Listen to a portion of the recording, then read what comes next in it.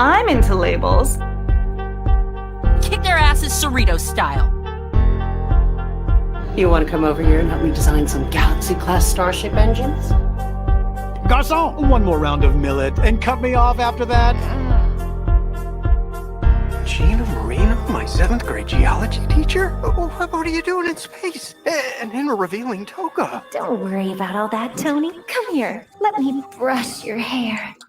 Yes, hello, Star Trek Lower Decks Season 3, Episode 3, Mining the Mind's Minds, if you can say that fast, is over. Well, it's aired today, or streamed today, but we're just getting started here on Live Long and Podcast for our review of this episode. I'm Dave Mader, joined, well, I should probably be bigger here as I'm introducing. I'm Dave Mader, joined with Davan Skelhorn. And Chris Murphy. How's it going? Good. And we're going to talk about this episode, guys. So episode 1 was covered by me and Chris, and then episode 2 by David and Dave. So we're here together. We did invite Dave as well, but we're not sure if he's going to be able to make it. But we're here to break down this episode. Yes, and thanks to the live streamers out there, whether you be on Facebook, YouTube, or on Twitch, as we're covering this episode. You can comment and let us know your thoughts. It is Star Trek Day today, and that means that Star Trek and Paramount and Viacom are putting out a bunch of trailers and different things. There was a Picard trailer that came out, but I don't know what else is coming out here on Star Trek Day beyond this episode of Lower Decks. Anybody know? They dropped some behind-the-scenes footage on the new season of Discovery I saw, and I think there was a new trailer for the next season of Prodigy.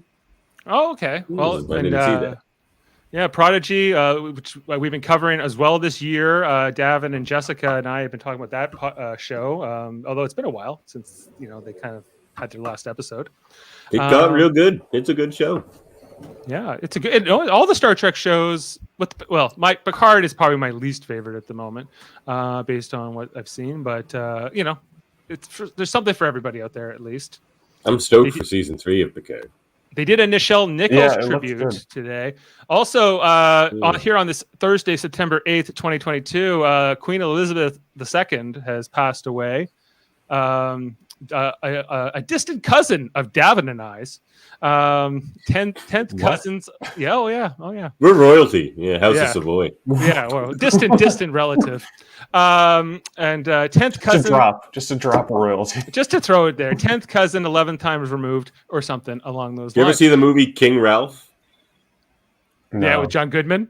Yeah, that could happen to us, Dave. Yeah, if the entire royal family was wiped out and then some. Yeah, and then some. Yeah, basically every royal family in the world would have to be wiped out, and even then we're probably not that far in line. But yes, on that note, that's incredible. Yeah, it's not really. Most people in probably Europe, that royal, or most people in the world are related anyway. But yeah, still, we are an ancient ancestor of ours is a bastard of the House of Savoy.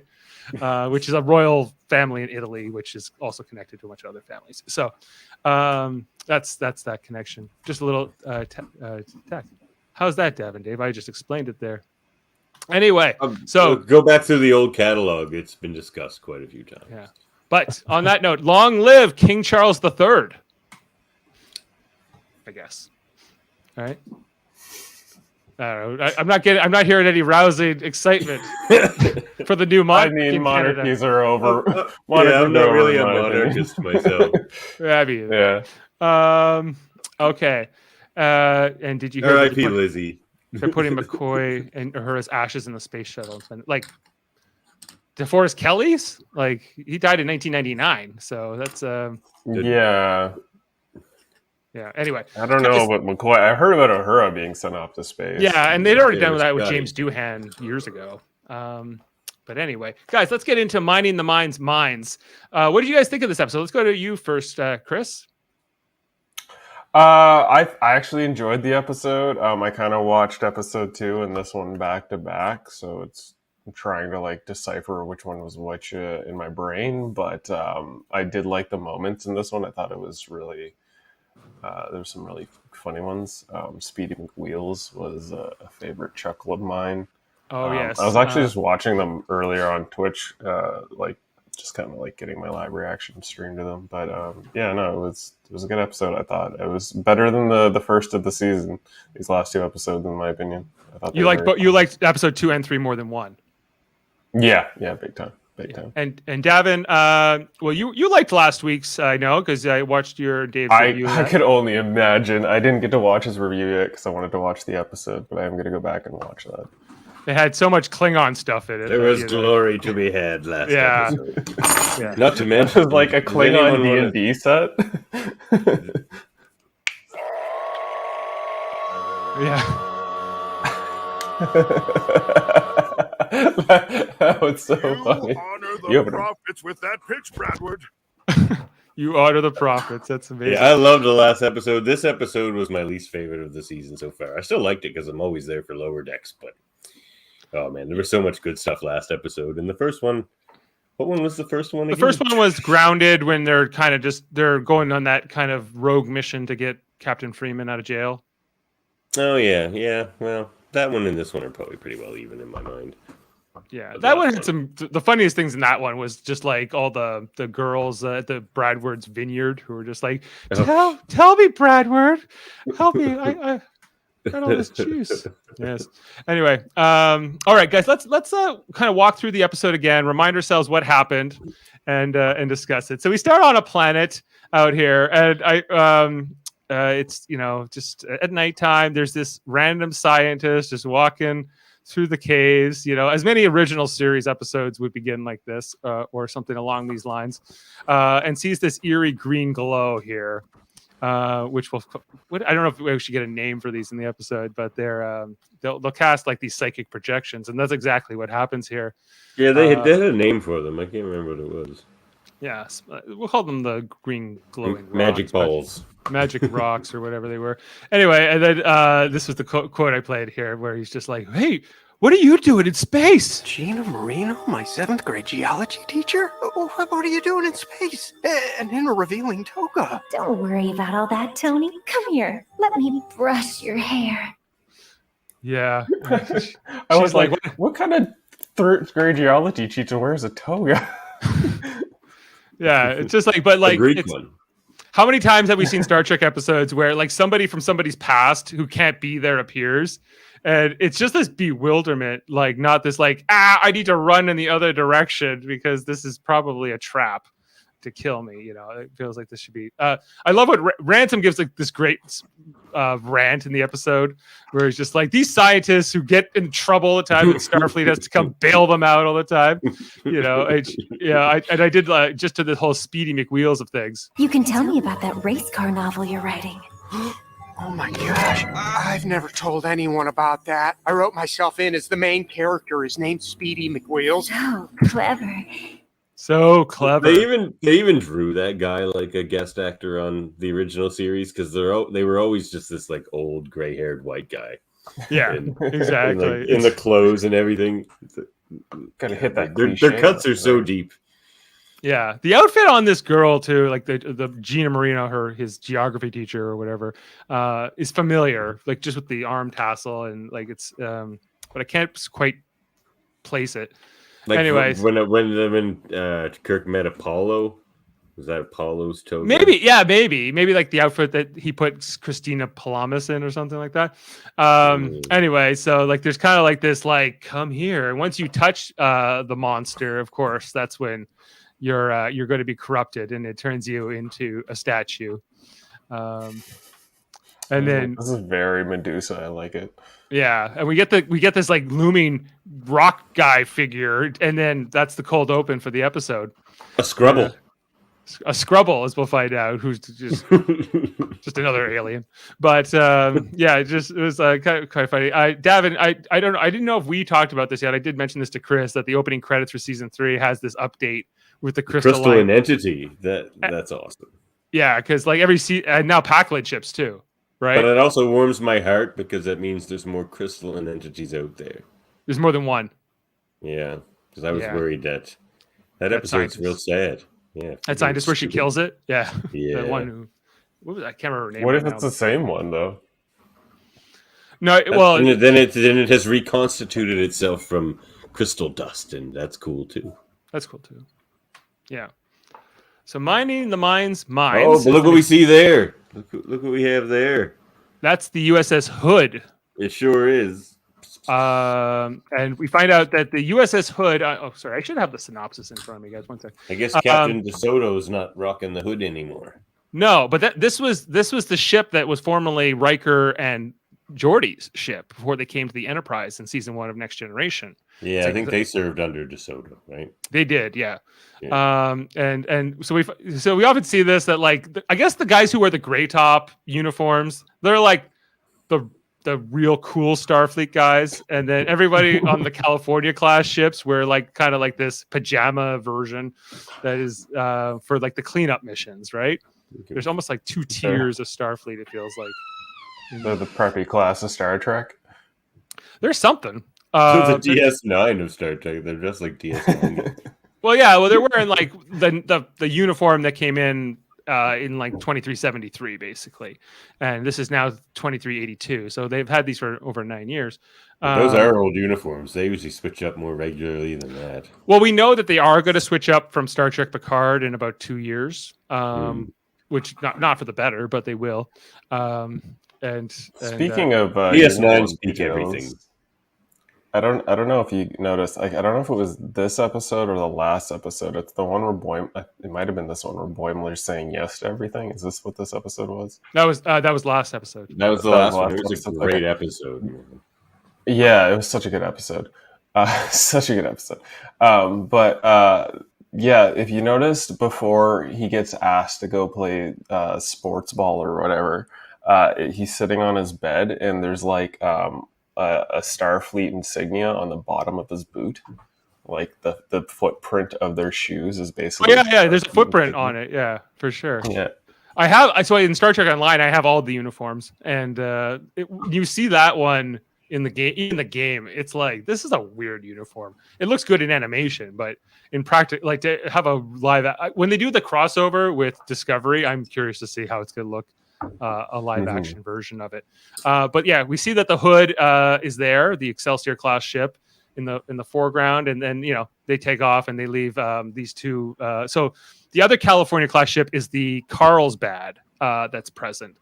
I would say that Hood had a refit by the looks of it compared to mine. Oh yeah, no, it does look sleeker than the last time we saw it. In a big, more bulbous lower section. See, my Hood doesn't have that. Yeah, I agree. It looks like it's had a refit of some kind. Yeah, and so yeah, I do love this thing with the California class ships. How they they have the division colors based on kind of what that ship's specialty is. With the Cerritos, it's got yellow, so it's operations focused. Whereas I guess the Carlsbad having blue is more science focused. In some way. Man, I never noticed that. That's slick. That's good eye detail. Good eye for detail. Then you just see one with a red stripe, and it's just loaded with torpedoes. It's just the command guys going nuts. Just ransom red stripe one in class. I think it was in season 2 we saw a red stripe one, and it was commanded by this Teleray captain who just basically flew his ship into into disaster. And so it was just. So it's the kamikaze class. It's the kamikaze version of the California. Anyway, so Ransom's giving this briefing about how these aliens were getting turned into stone, but now the Hood's cleaned it all up and whatever. But this is the red that he goes on here about the scientists, which I just loved. Where is it? Ransom, where are you? Once again, we're cleaning up a mess for a bunch of outpost scientists. You know why these guys are always getting eaten, disappearing, or getting eggs laid in their chest? Because they're weirdos. You want to explore space? Join Starfleet. Go to the academy. But no, that's too much effort. They just got to get their degrees in studying spores or whatever, then head off into the quadrant and get devoured by a plant. Jerry O'Connell, very funny with that, and he's it's true. We always see the Starfleet has to come along and save these group of kind of mild-mannered scientists who are just not equipped. Okay, I take it back. I do like this episode better than the first one. Yeah, you like that, just like that, just for that. Well, there's more nods like that. I'm just remembering them now. There's a lot of poke fun at a lot of tropes, a lot of especially TNG tropes in this one. Oh yeah. And one, I think I asked you to get the audio for. I don't know if you caught that. I know. I think I got something different than you thought, but yeah. Oh. But this briefing is includes Mariner and Stevens, who we've met before. Stevens is this lieutenant commander in the command division that's in love with Ransom, basically. And Ransom's soul brother. He's Ransom's soul brother. Yeah. He also Ransom also mentions in this little rant here that Cali class ships are full of gossip. There's all this gossip going around the Cali crew. So I'm really trying to understand, like, why do they wear a different uniform? Why do they're kind of in this other branch almost? It feels like of Starfleet sometimes. What exactly the It's this whole Cali class culture thing. It's funny to me, like where they just put all the washouts and stuff. Like I guess these are the grunts of Starfleet, basically. Yeah, they put them on these Cali class ships where they can't do too much harm. Yeah, and do your second. We need a cleanup crew. Send in the California class. Yeah, basically. Yeah, they're like the janitors of Starfleet. It feels like in many ways, but except for Ransom. Ransom doesn't feel like he belongs here in a lot of ways. No, because he's like super confident or competent on away missions too, and he's good at what he does. Yeah, right. But Freeman's too aloof. You can see why she's here. Like. Yeah, more with know what's going on around her really at all. Right. And where's my lower decks here? Here's Mr. Stevens here, which I always find funny. Where's Stevens? Well, I must have him under his own thing. Sorry, guys. Here he is. Oh, it's true. All hail Ransom. I bow before thee, sir. I can't tell where I end and you begin. Oh, that's from the naked time when they were the hologram. Anyway. Oh, Stevens. Sir, I feel it, sir, and I know you do too. I know you do too. Anyway, so then after the briefing, we got Boimler and Mariner and Rutherford walk along. They run into Tendi, who's heading to her senior science officer training, guys, as we had been set up at the end of last season. Now, I know you're out there, Jeremy Caulfield, because I think you were the one who had pointed out to me that maybe only the medical division has white boots and not the science division specifically. But she's still in the white boots, and I'm curious to see if those boots change to black at any point. She's still a medical officer for the moment, so it's still undefined. But I haven't seen one on-screen character with black boots wearing blue. Just for the record, and not that I'm one of the only people who notices this, I think. But I really did like Tendi in this episode. I'm starting my senior science officer training. And this was a funny thing with Rutherford. I've been prepping so much, I'm afraid my brain's gonna explode with science. That's how I want to go. That's how he wants to go. I love that. Prediction here, though. Tendi's gonna succeed and advance in her career out of this friend group. You think that's what where they're headed? Yeah. She'll become a lieutenant. I feel like the whole show will just end with them all sort of being commanding officers, not of their own ships, but in their own ways. Like, they'll be commanding officers of their own, that they will move on. Right. Well, we know that Mariner would by now be much higher up, but she's just a discipline problem, right? Boimler wants to move up, but he's too much of a kiss ass and never really gets noticed. and Rutherford's kind of happy where he is, it feels like, mostly. But he's bold Boimler now, so who knows? Yeah. Right. Yeah, Boimler. So Tendi was going to go to get a mentor. She's going to be have a mentor teach her the ropes of what's to be a science officer. And we see Counselor Miglamo, who's the parrot counselor or parrot species counselor on board this ship. Voiced by the lovable Patrick F. Tompkins. Yeah, one of the writers, right, of this show. Is he a writer of the show? I know he's like a fucking amazing comedian. Isn't it Paul F. Tompkins? Oh, it might be Paul F. Tompkins. Yeah, actually, not Patrick F. Tompkins. I always said Patrick, but yeah. Like he's been in here and there, but there hasn't been a ton of them, But she's like, I'm just here to meet my my mentor. It's me. And do help yourself to some of these Corvarian sludge worms. They are exquisitely charred. They don't look cooked at all. They're still alive. I don't think they drew it like to the script. They're definitely not charred. They don't look charred. It looks like he's eating a plate of gah. Yeah. You know. Anyway, so I don't know. This is kind of a funny thing, which Tendy's not too excited about this, guys. Nobody likes this guy because all he does is talk about food. Is that what he does? Yeah. Like, remember he just uses food analogies for everything. So when you go to him for therapy, he's just like talking about Sundays and bananas and like. Yeah, see, I've forgotten all that about him. Like, you know, he hasn't really made a huge impact on me. I find more of like just the way he's drawn, you know, like being this big parrot man, being sort of just the most interesting thing about him. But yeah, like anyway, what's his name again? Miglamo. Yeah. Anyway, coming out to space, we head down to the planet, and we see the crew, the away team, which is Mariner and Stevens and Boimler and Rutherford. They show up and meet up with this crew of the Carlsbad.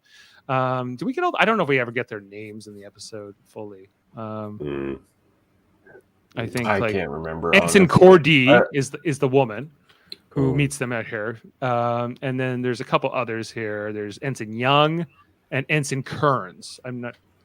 Anyway, so. They say hello, and they're here to work and get started here. And Boimler's afraid of these green rocks getting him. But, Steven says nothing to worry about. It's all going to be under control, right? Which, it won't be. Anyway, so like it's kind of like interesting to see like these two crews kind of mix. There's kind of like a direct parallel here, and saying hello. And they act like, get out of here, guys. You bunch of idiots. I noticed this one alien here. Yeah, what's his species? Like, what's up with that? I don't know. There's a species with webbed hands. Really? Webbed hands? Yeah, you can see he's got webbed hands, this guy. The bald guy. Oh, the bald guy. I wasn't even looking at the bald guy. No, I meant the other guy. Dude that looks like a wolf. Oh, I don't know what species he is. I don't know if we've ever seen that species before. Dude, I didn't even notice the webbed hands. Wow. Yeah, man, you've got a eye for detail, Dave. According to Memory Alpha, that guy is a Tellarite. Okay. Yeah, he's got the pig nose. And he's also voiced by Paul F. Tompkins. Oh. On this episode. Didn't even notice that. But I guess the Ensign Kearns, I'm just going to see if it tells me what species he would be with the webbed hands. No, she's Ensign Kearns. So then, he's Cordy. He's Cordy. Okay. Then the Tellarite calls him that at one point. Then he's Zaldan. It says. Have we seen Zaldans before? We must have. What's a Zaldan? Yes, these guys. Oh my god. Rondon, Zaldan. They have webbed hands. This episode's all about TNG deep cuts. We had seen them in the episode "Coming of Age," the TNG episode "Coming of Age." Remember when Wesley's going to the Academy entrance exam, and there's this guy who like yells at him. He's the guy who has to. No, he's the guy who has to pretend to be in a fire, isn't he? I think he is later on, but I think initially, like he has this encounter with Wesley, and Wesley realizes he's a Zaldan, and that's part of his culture that he blew him off or something. Anyway, Wow. But you wouldn't even necessarily pick up that guy is not human, right? But anyway, there's just like these little nods here. That guy is very tall for a Tellarite, I gotta tell you, and skinny. You can really see the webbed hands there. Yeah. Anyway, but they're throwing shade at the Cerritos. They're saying the crew. They're like, "You guys are a bunch of jokes," and and we'll find out later. This is all an act. But like vaguely, they're saying things like we know about the Cerritos. We know all about it. Cerritos. But they never actually do say anything negative.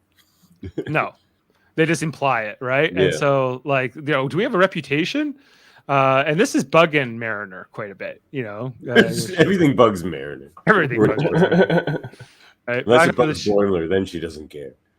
Right. Back up to this discussion here with Miglamo and Tendi, where he's like, I don't really know anything about doing this, but Starfleet sent along a lovely manual, which I have been skimming, so you and I will be learning together. Now, isn't that fun? Now, isn't that fun? I actually like Miglamo quite a bit in this episode. Yeah, this is the best Miglamo episode so far. And he's like, the Ford's by Ambassador Spock. And he's like, skip. Who cares? Whatever. No, the Ambassador Spock things. He's like, oh, isn't that nice? Then he's just like, Vulcan. Yeah. He's like, would you like a test? And she's like, oh, would I? He's like, no more tests. It's not about the test. You need I really want a test.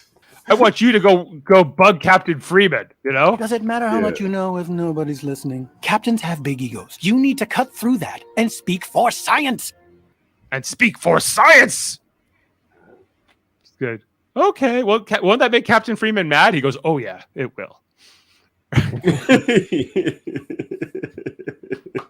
What a thing to tell an ensign to do, my God. Yeah, especially Go like annoy Tendi, the captain. Yeah, with Tendi, who's like the least objectionable. She tries the most trying to please. Next up, maybe Boimler, who's the biggest kiss ass. But like, imagine Deanna had told Ensign Gomez to do that. Go bug Picard. Go bug Picard. Oh yeah, we'll bug the shit out of him. Go do it. Yeah, he'll probably like yell at you and make you cry, and then come back to my office. Yeah. Back to the planet, and they're cleaning up the rocks here, the green glowing rocks that make you hallucinate. And we see minds. Yes, putting them into like this hazard stuff, and we see guys. We got our third cameo of a Star Trek. Oh, this was character great. in Like 3 all episodes. engineers just crush on Leah Brahms. What a hilarious implication that is. But like it makes Geordi less weird. It's like, no, actually all engineers super crush on Leah Brahms. Yeah, Leah Brahms. I need a big brain engineer who can help me extrude some plasma and run some tests. It's her too. Extrude some plasma. It's Susan Gibney back to play Leah Brahms in the first time in 30 years. But she's back, and I like that cameo a lot. I like Leah Brahms. Yeah, I like her more than Geordi in those episodes. It's gonna be fun for these old actors. Sorry, go ahead. I was just saying it's gonna be fun for these old actors. That like they did these roles like fucking almost 20 plus years ago. And then all of a sudden they're getting called back to be like, hey, we need you to like voice a couple lines for like an inside joke for a cartoon that's based off of this and that. Like, how fun is that? It'd be like, yeah. Having Martok back last episode was awesome. But not as Martok, as like a Ferengi knockoff Martok for a board game. Yeah, it's friggin' genius. Yeah, I'd say that it was the James Cromwell, but it wasn't really Zephram Cochrane. So you guys didn't see the review. Did you guys get the deep cut with that whole board game thing? Because there actually is a video. I watched your review, so So I know it was some old game that like Klingon game, but I never played it. Yeah, my buddy X-Man Dan has it. And it's like, it's a VHS, and Gowron is actually the guy on the video. But he's not Gowron, right? He's not Gowron. It's just Robert. Yeah. Yeah, and it's a fun game because he just comes on and he yells at you, and you have to like be like, yes, Captain, and if you don't, he like punishes you and all this kind of shit. It's pretty fun. No, it's not. So I'm imagining we're gonna get like another cameo, but it's never actually them. Like these in the 3 episodes so far this season, it's not really Zephram Cochrane, it's not really Martok. This is not really Leah Brahms, but it's a nice great choices for cameos. Yeah, for sure. Leah Brahms. No, think about Parisi Squares. Think of Parisi Squares. This is your fantasy? Oh, yeah. Dr. Brahms was instrumental in advancing warp field theory. And she's beautiful. she was a but like this was 20 something even for them. It like Leah Brahms designed the Galaxy class in like 30 years ago, right? So anyway, would it be 30 years, more like 20 years ago, right? Well, the Enterprise D would have been launched or built around the 2350s, and this is the 2380s. So it's like a TikTok kid, like fawning over old posters of like Farrah Fawcett or something. Kinda, yeah. Or like, I guess, like, hey, those old Farrah posters are very nice. Yeah. And I did like the classics. Bonafide classics. Yeah. Right, but Mariner gets all pissed off that the other crew from the Carlsbad is showing them up. What the? Did you see that? Just rubbing it in. No, I'm the one who rubs. I rub. I'm the one who rubs it in. You know what rubs me? Can I tangent for a minute, fellas? Sure. So we got this show, which is clearly the TNG love fest, basically. It's almost like a spin-off of TNG. And Prodigy is like a Voyager spin-off. And Strange New Worlds is like a TOS spin-off. Where's our Deep Space Nine? Bring it back. You're not going to give us a spin-off. Just bring Deep Space Nine back. To me, like, this is a spin-off of all of those 90s Star Trek shows. Mostly TNG. Yeah, but I'd say, like, if you look at like even Deep Space Nine and Voyager, they're kind of in the orbit of Next Generation because those shows only came out because of the Next Generation was this massive success that they were trying to replicate and never quite achieved the same level of hype. But like the Star Trek fans obviously liked it, but a lot of the casual fans fell away. So yeah, I feel like Next Gen is sort of like their core, like they're trying to appeal to a broader audience, but they throw a ton of references in here as well. Like would a Deep Space Nine spin-off show just be like Quark's back alley black market deals? It's just episode of Quark and his nephew like going around the universe trying to just like get fucking illegal shit to sell. Unfortunately, his nephew is not going to be in it. That would be the best case scenario. I think like worst case scenario, it's all about Bajoran funeral dirges and oh my you honor the prophets with their pitch. Thank you. Anyway, so they decide like, the Cerritos crew here in the episode decide they want to kick their asses. Kick their asses Cerritos style. We're gonna show them up. Even you can see them like flipping panels around and like doing like these crazy acrobatics and waving off at them and rubbing it in. Anyway, so they start like speeding up the work here, which leads less safe, right? And this episode's funnier once you see the end of it. Like going back through it now, knowing like what's actually going on in these scenes and stuff it actually makes it more enjoyable, I think.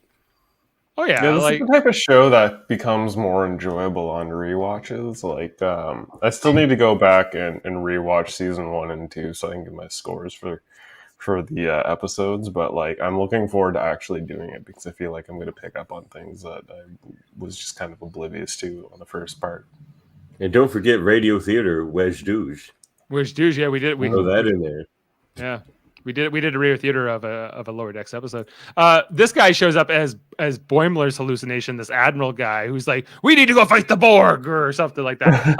I couldn't figure out if he's supposed to be somebody. Yeah, see, that's why I'm a little disappointed. I don't think he is, and I wanted a cameo there. I know it's this thing cameo crazy on this show, and like should have been Riker. It should have been like the Admiral from Deep Space Nine. Should have been Ross. Yeah, it should have been Ross. Or like or like Nechayev. Yeah, but according to Memory Alpha, he's nobody specific. He's just some admiral who's here. To give it, Boimler's or Admiral Paris. That would have been hilarious. Yeah, but even like this little like, I don't know. I guess it's a bike that he's riding, and like there's a sidecar there for Boimler. Federation class speeder. Yeah, but it's got like two little nacelles underneath. It's kind of a funny looking thing, but it's cool. It looks like a little speeder with a fucking sidecar. Yeah, it's bizarre looking. Yeah, for bird-boned fellas like Boimler. Yeah, she's like, even in your fantasies, you're in the sidecar. He's like, oh yeah, and then Mariners shows up, and it's Jennifer, guys, from whatever Jennifer, who we met in last season in season 2, who started off as like a more of a like an antagonist towards Mariner, and then and I gotta tell you, Jaemeel called this. Jaemeel said that there was going to be a romantic relationship here, and I wasn't so sure. Well, they hinted at it. They held hands last season. Huh? They walked off holding hands last season. At the very end, yeah, but like I wasn't necessarily, but way before that, I guess he called it. Is what I mean. Yeah, and she was here. I'm a little disappointed. I thought she was gonna sort of join the group, and we'd get more Jennifer because I think she's funny and I like Andorians. Well, we might still get more of her, but so far, yeah, like they're kind of just confirming that they're a thing, Mariner Or at least that it's that Mariner wants it to be a thing. It's not exactly a thing. It's more or less her like fantasy. So No, I think they are dating on some level, Yeah, but they're dating. yeah, but they're not necessarily exclusive, at least not in Mariner's mind, you know. Oh, hey, babe. You know, and she's like, Boimler's like, are you on a babe basis with Jennifer? You know, I was about to go yell at Ransom, really tear him a new one for being so annoying. Want to come watch? right? He's like, oh, you're into labels. Boimler says, it's nice that you have a girlfriend now. And she's like, not my girlfriend. I'm not into labels. I'm into labels. I'm fine being your hot Andorian girlfriend. Yeah. And this gets Mariner blushing. Somebody's blushing. It is. I'm detecting an elevated heart rate. Stop looking at my heart rate. stop looking at my heart rate. That's such a good line. Yeah. And then you get further But that's hilarious because that just means her fantasy just shifted. Now she wants Jennifer and Brahms. And Leah Brahms. Everybody falls immediately in love with Leah Brahms. See, they're just continuing this Leah Brahms thing, and it's hilarious. She's irresistible. Yeah, this was all funny here with this with everything about it, you know. Somebody's blushing, and okay, I got more to come. Anyway, so we got Tendi here coming up to do what she was told to do by Micklemo, which was kind of like observe Captain Freeman and give her the science. You got to stand up for science here. Can we just appreciate that? Oh crap! What's his name? Tate. What's the captain? No, yellow shirt. Oh, Kayshawn. Kayshawn. He's always carrying his ceremonial dagger. Yeah, he's a Temerian. Yeah, man. Yeah, he hasn't had a line this season yet, but no. Yeah, because he was brought in to replace Shax, and then Shax came back to life, right? So yeah. Shax is way better. I love Tayshawn, but Kayshawn, yeah. I appreciated the cheese spread, but I was like, that's no Captain Pike food layout. No. Captain Pike. It would be like a whole like omelet buffet or something. Making pasta mama. Or Cisco might make some aubergine stew. Or some shrimp creole. Oh yeah, get some gumbo going. Mm-hmm. Or you know. That's Cisco singing while he cooks. Anyway, guys, we meet Captain Meyer here of the Carlsbad, right? Very young, according to Freeman here. You know, she's like, is he right out of the academy? You know, and looks like he's 20. Yeah, and Ransom comments that he might be in line for a Galaxy class next. You know. But aren't the Galaxy class old news by this point? Like the Galaxy class were launched in the early 2360s. This is like 20 years later. We have like the Sovereign class now. Yeah. Wouldn't that be a more desirable ship? Well, he's not up for a Sovereign. He's still too young for a Sovereign. But a Galaxy might be you might be up for. Yeah. Anyway, so Maybe Freeman's like jealous of him, like immediately, and suspicious of him. Tendi shows up. You know, and they're, you know, he's like, basically, this is all like, he's like, I'm the young, cool generation. I don't use Facebook. I use only Instagram. And she is like, whatever, you know, like, anyway, Shax shows up here with these, what was the name of this alien again? Davan? The Scrubbles. The Scrubbles. And then this guy's just, this John Lovitz alien guy, whoever he is, scientist. He looks like the critic, yeah. Yeah, he looks like the critic, yeah. Kind of drawn like that.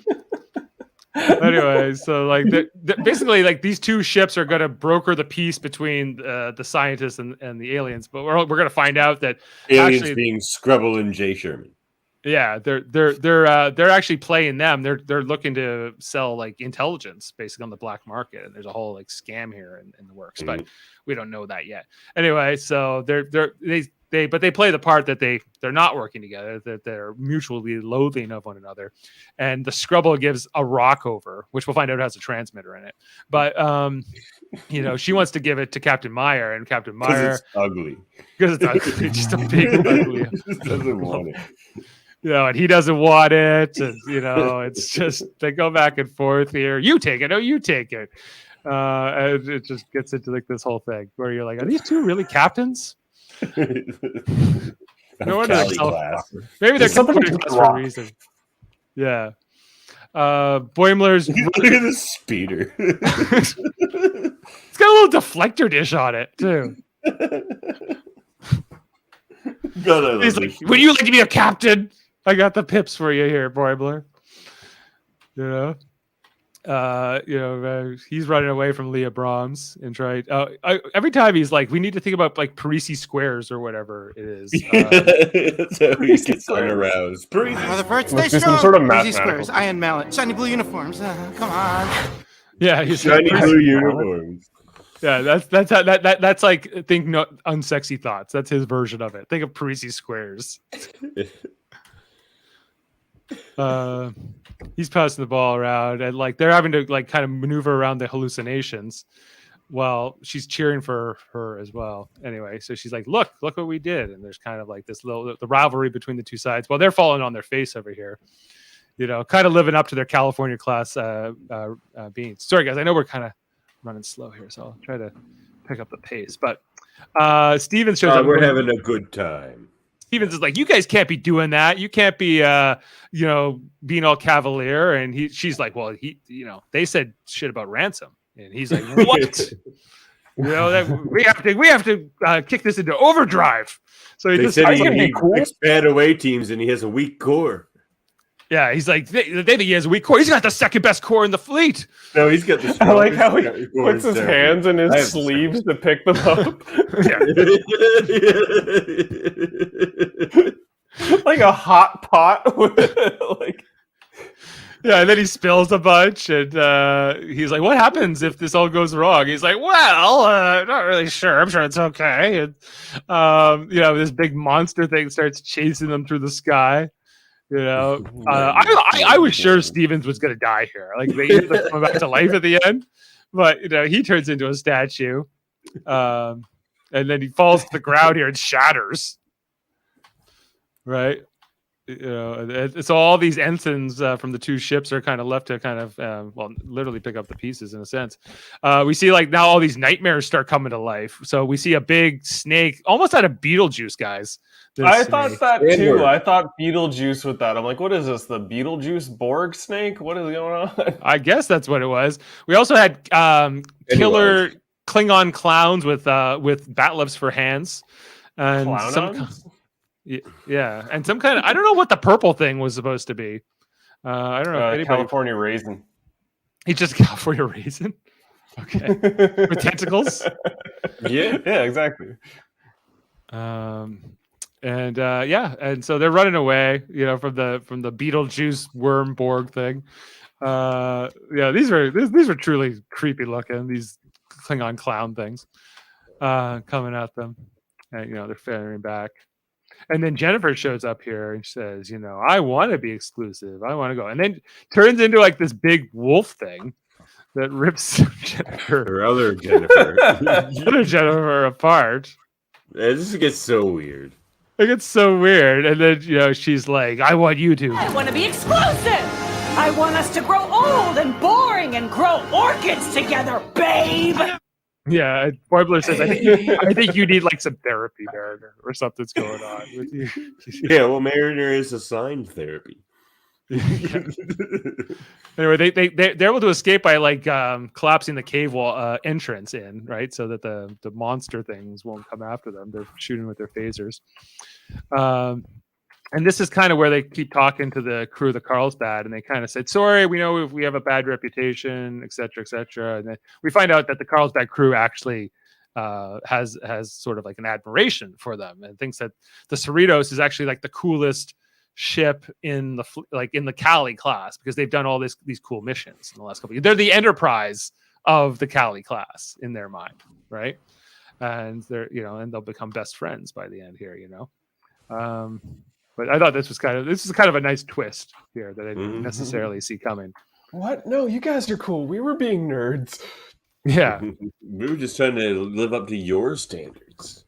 Right. But Captain Meyer doesn't feel this about Captain Freeman, in contrast. No. Right?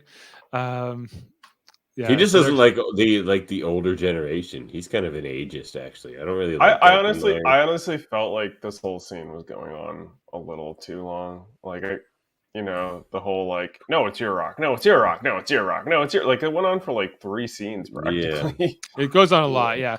But it's all about Tendi having to kind of stand up to the captain, so they kind of have to get there. And the thing with these Lower Decks episodes is that they're only like 20 something minutes long, but a lot happens in a short amount of time because they just talk. They're so like fast. TNG episodes. They're like full TNG episodes. They just talk twice as fast, and that you get you get all that story in sort of like half the time. 25 minutes, yeah. Yeah, because we're still here 45 minutes and we're not even done the episode yet, really, and like it kind of goes all around the place. Back to the cave. They're heating up the rocks with the phaser. By contrast, they usually review an Enterprise episode in like 15 minutes. Yeah, like when we talk about Enterprise, we're like, not much happened, really. Weirdly enough, yeah.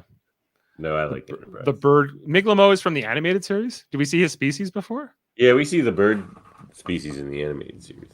Oh, okay. I didn't know that. I haven't watched a ton of the animated series. I know it's canon, but Yesteryear is a really good episode. Yeah, Yesteryear is like the only good episode, I think, like that I've noticed. Yeah, basically.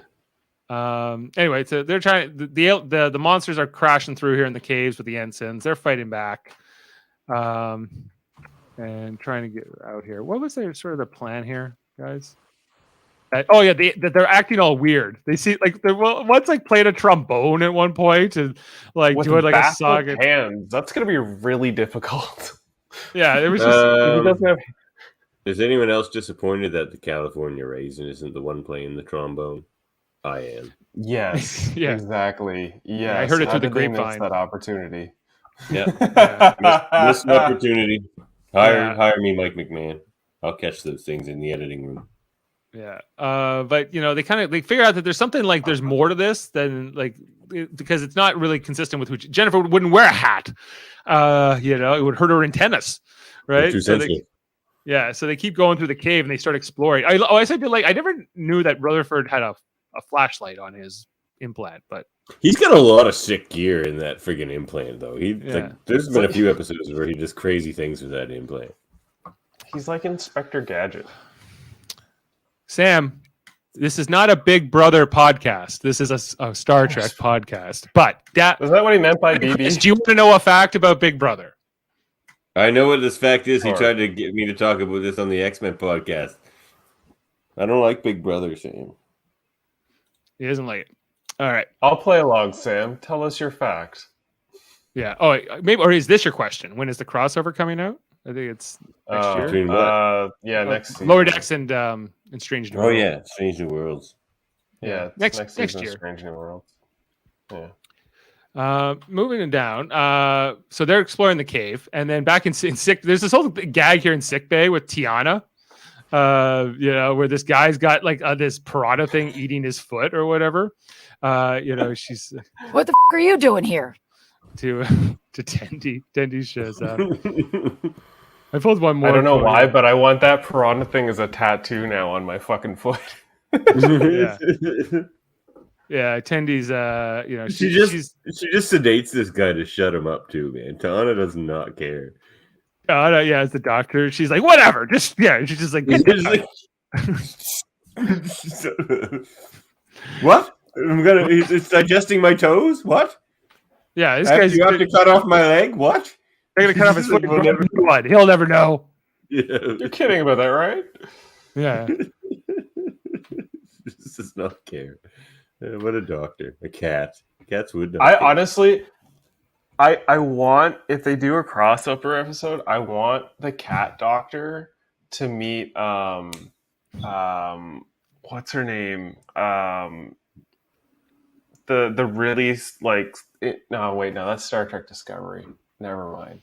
I was thinking about what's her face from Star Trek Discovery, the really like smart ass engineer. Jet Reno. Yeah, Jet Reno. Oh yeah, she's kind I of would like to see Jet Reno. Yeah, right. I want to see Jet Reno and this doctor.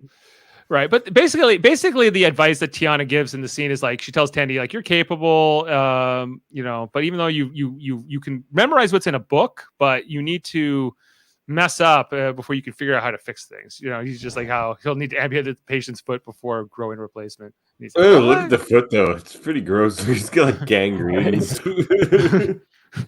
Yeah, just like she's loving this job. Yeah, and like I couldn't believe this with the chainsaw. I was like, that's something. I wasn't expecting that. You'd think they would use a phaser or something. I'm sure most Starfleet doctors do. Not on the Cali class. They don't have any fancy scalpels or anything like laser scalpels. This is one part where this bug falls on Boimler. He's like, a cave bug. Oh my god, a cave bug! Anyway, they find this door, not a normal cave thing that Mariner points out. They get inside and they find that there's, all the green rock things are there, and it's all been sort of like it's got all this information and intelligence, like kind of built up, not just about like their thoughts, but also classified information, different records, things going on here. Even Uncle Stu drunk dancing at the ensign's family's wedding or something like that. Go Stu. Anyway, they see that it's augmented with Federation tech, and this leads them to figure out that the scientists are working with those rock guys again. What are they called? The Scrubbles. The Scrubbles. So, yeah. Anyway, and this is my favorite part where she tries to call for the ship. Where's my Mariner when I need her? Oh, you see, this is the quote I wanted. I got it. Oh, that's the one I'm talking about. Yeah. Hey, you think there's any chance the crazy crystal cavern is maybe boosting comms? I don't know. Yeah, no, of course not. Of course not. It's not a real day in Starfleet till comms get blocked. It's not a real day in Starfleet. What do you think this crystal cave is boosting communications? No. Still blocked. Like, no matter, whenever you're in a cave, you can never communicate with your ship. Yeah. Oh, that carbonite. Yeah, is that what it is? Carbonite? Oh, anyway, so they basically make weapons out of this, and they take the fight to the aliens with different weapons, like I don't know, like rocks and crystals and different things, pipes, and they're attacking the monsters, the hallucinations. Some of them are a little bit more effective than others at it throughout this fight. And I like this part where they're trying to call, you call the ship. No, you call the ship. And then it gets a little awkward. And then they're just chased away by that monster thing. Up on the ship, like they're still fighting about the rock. And what does he tell? He tells Shax here to like phaser it in half or something. He's like, now you're talking. You take the rock. Anyway, it goes on and on. Right. The scene went on forever. Yeah, and finally they show up and say they try to Mariner and the crew try to tell them this, and then it's Tenny who just breaks it open and shows that there's a transmitter inside of it, and that this is all sort of a big plot. See, when she was about to break it open, I was thinking it's like, oh, there's something in the rock that's making them all agitated and angry, and once she breaks it, they're gonna calm the fuck down. That's just the Cerritos. Yeah, that's just how they act. Yeah. They all like, oh, these guys are trying to do this and get intelligence, and like, oh, okay, well, we'll just get on out of here, guys. But Shax is all too excited to put them in the break. Oh yeah, that was a good scene. Yeah. Anyway, so they're working it out. I did love, like, sometimes the exterior shots are really nice, and this one was one of them too, where even like the hull of the Carlsbad is a little bluish in comparison to the Cerritos, which is also interesting there too. Anyway, so Kayshawn, he's working with Shax, getting these guys put in the way. The captains are made up. She does give this log here at the end. I feel like there's some joke here about like, what were they trying to do? These they were trying to get more rocks. The Scrubbles. The Scrubbles wanted more rocks, and they wanted to buy it. It didn't even actually accomplish them that. She's like, oh, so whatever. Nothing about this plan ever got them more rocks. Federation trade secrets for rocks for some reason. Uncle Stu is far more coordinated and a better dancer to follow than a wedding cake. Yeah, he would never do that. No, Uncle Stu. Also, Sam, I read your comment about the pregnant BB. Stay on topic, my guy. Come on. Yeah. Who was it, by the way? Sam? Sorry I didn't answer your question about Star Trek DVDs on my X-Men podcast, man, but I try to keep it X-Men. Keep things in their lanes. Yeah, exactly. Yeah. There's a time and place. Right. Anyway, Steven's not dead, guys. He's just giving awkward stories here. Who I would guess this is the first officer of the Carlsbad, this Vulcan woman he's talking to here. Yeah, or a commander anyway. At least a commander in the command division. And he's just like, hey, what's going on? He puts the drink. I don't know. It wasn't that great of a gag, but the cinnamon schnapps. Cinnamon schnapps in my eyes. Cinnamon schnapps. Anyway, and then Mick LeBeau talking to Teddy. He's like, oh, isn't it great to have such an amazing mentor? And she's like, oh, yeah, it is. And she looks at Tiana and he goes, I know, right? Like, I'm the best. Yeah. Isn't the relationship between Tiana and Teddy kind of nice, though? It's like, yeah, it is nice. Coming back to it. I just like I like in like the early. You go back to season 1, and for the most part of that, Tiana's like, "Who the f are you?" all the time to Teddy. Like, am I supposed to know who you are? Yeah. She knows. She says that to everybody. Yeah. And then she sends her to like get her like box. Yeah.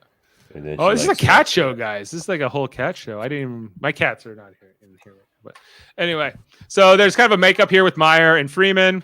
At the end where they kind of apologize to each other, and then she gives him the smaller side of the broken rock because that's how it goes, And then there's this final like scene here with the crew of the ensigns from the Cerritos and the shit, how did I do that? I just turned the light on this mic. Oh what Oh yeah, that thing comes with a light. You just gotta tap it, and it should turn the light on. I didn't. It's the first time that ever happened, and it's got 2 settings. Whoa, there's like super bright, and there's like dimmer and yellow. What is you can happening change the temperature and stuff on that. Yeah. Oh my god. I wanted to make you look pretty, man. Well, how do I look in the yellow light? Oh, you look great. Look great. Awesome. You look like you belong on the Cerritos. I'm gonna leave the yellow light on for a bit. This is exciting stuff. And just on like the final Kearns was telling them that they all lived up to their reputations, noting that they may not be recognized across the fleet, but the Cerritos is among the most famous of the California class. But only Boimler's reputation is not well known, apparently. They think he's a robot. They think he's a tiny comedic robot who only gets in trouble. Yeah, no, you got to keep spreading that message. They all start laughing at him, and even Tendy's like making fun of him, and like, I'm Boimler. And, like, I'm a robot. I'm a robot. And then we got a final shot here, and that's the end of the episode, guys. I love how they finished with like a ship shot, like kind of old school trick. Like say again, like a TNG always did. Oh yeah, TNG would have done like this. But like all like that 90s era, it's definitely done in that like totally 90s era, guys. Just on we covered a lot of like the different Easter eggs that we mentioned. I don't know if there's any fun facts. This episode references several past incidents experienced by the lower deckers, including that the Klingon who took off in the ship and was drunk in Envoys, the time they tussled with Magatos, the 2 times they tussled with the Packlets. They're also called. Or Gumatos. It's very inconsistent.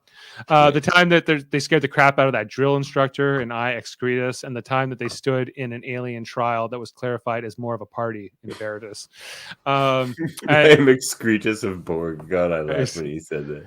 This episode is the 3rd this season and the 4th in a row overall to feature the return of a legacy character from Next Generation with the illusion of Leah Brahms. So I guess there was somebody in the finale, because in the finale of season 2 we had Sonia Gomez. So that's right, and that was the real Sonia Gomez. That wasn't an illusion.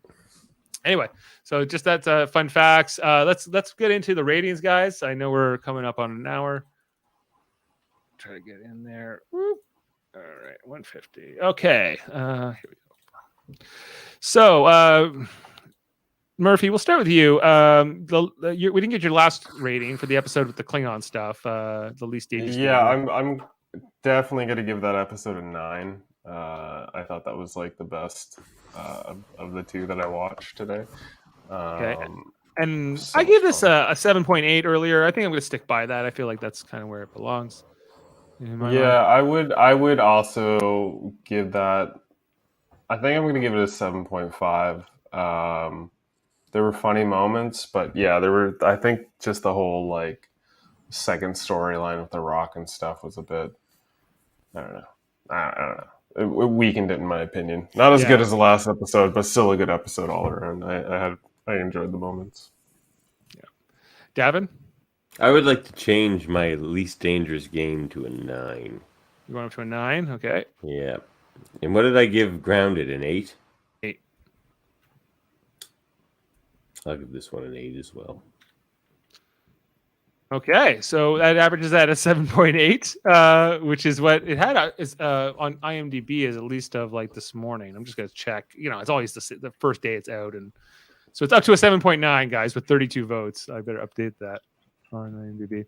I was thinking 7 before we reviewed it, and things about it made me like it more. These reviews always do make me appreciate the things more usually. New director, Phil Mark Sega Draka. I don't believe I've seen that name before. Brian D. Bradley wrote this episode. I don't think we've seen that name before either. Bringing in some new cats for the season. Some new cats. And I'm considering this a Tendi focus, but it's kind of ensemble as well. So it seems like in the 3 episodes so far, like, there's Mariner or there's Boimler or there's Tendi, but then there's also sort of like, it's not just about them. It's also. You kidding me? This is like 80% Miglamoo. This is a Miglamoo episode. You think this is a Miglamoo episode? No. I did get the most quotes from Miglamoo. They have not released the name of episode 4, I don't believe. They never do. That was a problem like all last season and all Prodigy too. They never tell us what is coming out. So, but there will be an episode next Thursday, and we'll talk about that then when it comes out. Let us know what you think about this episode. Give a comment on how you're liking Lower Decks season 3 so far. What do you think, Sam? That's Yeah, Sam. Also, Sam, yeah. to answer your question, my cat is 17 years old. Oh, wow. Yeah. It's almost as old as my son. Almost as old as Sam. Because he's like 18. I know Murphy's cat. She's an old girl. Yeah. So yeah, I'm liking the season so far quite a bit, and I'm always down for Lower Decks. So good times. We'll be back in a week. Yeah. Also, you should check out our Monday night podcast. It's Star Trek Enterprise rewatch. We can go through episode by episode, rating it, discussing it, much like we just did here. But it's from 20 years ago. 20 years? Right. And we just covered the episode Stigma on Monday. So it was a really good one. We like that. Check out that review and catch us every Monday. Tuesdays, Star Trek Deep Space Nine at 9, with like O'Brien and those guys and Jake Sisko. It's Jake Sisko. Remember me? Yeah, remember Jake Sisko? He's on there. We're getting right into the Dominion War. We're up to season 6 in our Deep Space Nine at 9 rewatch. And then, guys, we also do something called Star Trek Radio Theater, where we do reenactments of the Star Trek episodes. Coming up, you heard it here first, announced Saturday, September 17th, 2022, on 9:30 p.m. Eastern. We are going to be reenacting the episode The Way to Eden, which is also known affectionately as the Space Hippies episode, Stiff man putting my mind in jail, and the judge bang the gavel and say no bail. Gonna lick his hand and wag my tail. Herbert. Everyone's a Herbert. I'm not gonna say I was typecast in this episode. All right, we got Chris Murphy joining us for the first time ever, playing Spock, the cool liar playing Spock for this one. I'll be playing Tongo Rad and Sulu and Chapel and a bunch of others. We got Jessica Chan playing Rena Gulunin, and she'll be narrating for the first time ever. Ashley Millard not able to make this one. We got Dave Pugsley coming in as the hippie girls as well. We got Tom Tyrell as Pavel Chekhov. Jody's gonna be pre-recording himself as Scotty, and we'll be dropping that. He hates the episode too much. Oh. And if he was actually on the read with us, he would just be heckling us the entire time. Yeah. So we got Michael Chan playing Dr. Severin. We got Kevin Millard playing Kirk. So check that out. That we'll be doing that live, and then a fully edited version comes out after that from our live read. So we hope you'll check that out at some point in the near future. But it's been a minute since we've done our radio theater, and certainly an original series one. So excited for that. You guys excited? Yeah, super interesting. Look, I promise you this: Dave and I will make the music way better than it is in that episode. Than that guy did. You guys will actually enjoy it. All right. We're gonna blues it up. Oh, I enjoy it. You know. Gonna live, not die. Gonna live, not die. Anyway, is the episode the way to eat, and the one where the buddy gets exploded by a plant in the beginning? I don't think so. No, this is where like people play guitar and go, "Hey man, just yeah, stop being a Herbert. Stop being a Herbert." Yeah, man. Herbert. Logical readings possible. Yeah. You'll be and Spock is like the hippies love Spock in that episode as well, so it's gonna be great. And Kevin will just be getting annoyed as Kirk, so it's gonna be great. Also, check out Super Mario Brothers podcasting, where we're covering Big Brother 24 right now, where people sometimes get pregnant. And we'll be on tonight at 11 o'clock Eastern, or just after, because tonight's a double eviction starting at 9 o'clock, a 2-hour episode. So we'll be on. I know we'll be on at we'll be on Super Mario Brothers podcast and talk about that. We've also covered shows like Survivor and Big Brother Canada and different things on that channel. Trivial Debates is our third one, where we argue about movies, TV, sports, and more. You should check out our next edition coming up on September 18th, the day after that Radio Theater. Davan hosting with Chris Seymour, Eamon Mader, and Mott Tyrell competing, and a music-themed episode. We got some great questions coming our way, Davan. If anybody drops that, I can fill in for that. I've only heard from Chris Seymour thus far. My son Eamon, he's working on it. So fair enough. He's coming. He's gonna be bringing the heat. Don't worry. He's a musician himself. I know he is. I saw those bass fingers at the wedding. Yeah, Sam still wants you to like Big Brother, Dav. He wants to know if it's just not going to happen. But Tiffany likes. There's not a chance in hell. Yeah, my partner Tiffany likes Big Brother and watches every episode. Yeah, but me, I think it may in fact be the downfall of society. We'll see if who's right. I may be right. You guys may be right. Yeah. Well, we all like different things. That's why we have our different. Exactly. Our different. I like Star Trek and the X-Men. Exactly. Oh, I should. I was thinking. We're largely Star Trek centric podcast, but I don't know. Would anybody out in the audience be interested if to do some Orville reviews? Oh, I would love to do the Orville. I would do it here on Star Trek because Davin's wrong, but I actually have the Orville. Not wrong. Right here. You know what's wrong? Seth MacFarlane's smarmy face. That's what's wrong. Well, then you know what, David? I think that would make you an excellent guest on the Orville show, because then you could give us all your hot takes. Season 3 was great. Season 3 was great of the Orville. I would love to go back. My co-host Andre at X-Rated is always trying to get me to watch the Orville. Well, he's a smart guy. I watched. Could that be the series? Getting Davin to watch the Orville? No, like literally, Seth MacFarlane's fanfic is one of the least fanfics I would want to see. Someone besmirching Seth MacFarlane. So I will besmirch Seth MacFarlane till the cows come home. But you know what? I won't besmirch you, Jaemeel. How you doing? Thank buddy? you very much, Devin. What a I'm handsome actually face. on team besmirch Seth MacFarlane. I You're on find the team majority besmirch. of his career is caters to the lowest common denominator. Mediocre at best comedy. Plus smarmy.